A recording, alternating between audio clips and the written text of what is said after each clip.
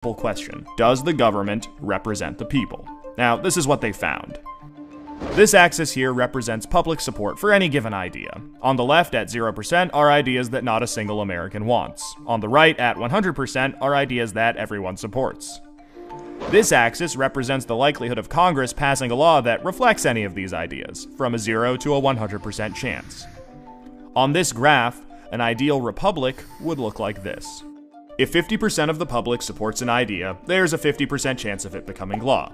If 80% of us support something, there's an 80% chance. You get the idea. Now, most Americans would probably agree that, with a few exceptions, we should be as close to this ideal as possible. Unfortunately, the way America actually works doesn't even come close. Take an idea that nobody supports, literally nobody, and it has about a 30% chance of becoming federal law. Now, take an incredibly popular idea, the most popular idea this country has ever seen, and there's also about a 30% chance of it becoming law. This means that the number of American voters for or against any idea has no impact on the likelihood that Congress will make it law. Put another way, and I'm just going to quote the Princeton study directly here, the preferences of the average American appear to have only a minuscule, near zero, statistically non-significant impact upon public policy. So if you've ever felt like your opinion doesn't matter and that the government doesn't really care what you think, well, you're right. But there's a catch. This flat line only accounts for the bottom 90% of income earners in America. Economic elites, business interests, people who can afford lobbyists, they get their own line.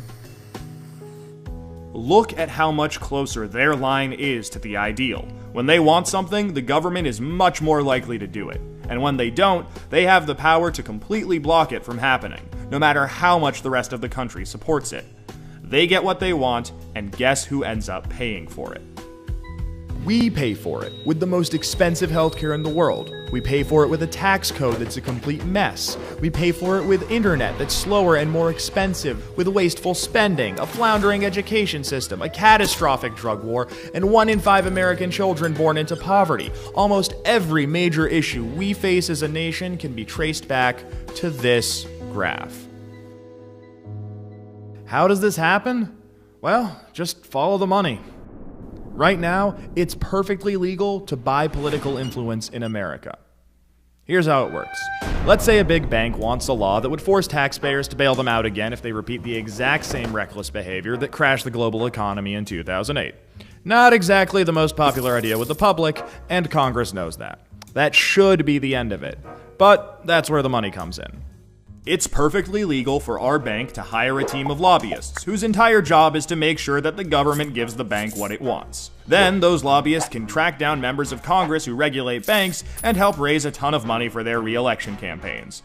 It's perfectly legal for those lobbyists to offer those same politicians million-dollar jobs at their lobbying firm. Then, those lobbyists can literally write the language of this new bailout law themselves and hand it off to the politician they just buttered up with campaign money and lucrative job offers. And it's perfectly legal for those politicians to take the lobbyist-written language and sneak it through Congress at the last second. So now you've got a law that greatly benefits the banks, and the whole process can start over. This is how a bill becomes a law. A special interest hires some lobbyists, those lobbyists collect campaign contributions, offer jobs, and then write the laws that Congress then passes to help those same special interests. This happens every day on every single issue with politicians of both parties. In the last 5 years alone, the 200 most politically active companies in the United States spent $5.8 billion influencing your government. Those same companies got $4.4 trillion in taxpayer support. And that's trillion, with a T. And that's just the top 200 companies. Never mind every other special interest, every union, every trade association, and every billionaire. Every single one of them can use their money to buy political influence. You know, there's this idea out there that this only became a problem after the Supreme Court's Citizens United decision in 2010. But the data goes back almost 40 years, and the results are clear. Corruption is legal in America. And as long as it is, anyone who can spend money to buy political influence will. The solution here isn't rocket science. Make corruption illegal. We already know Congress won't do it. I mean, one look at this chart will tell you that.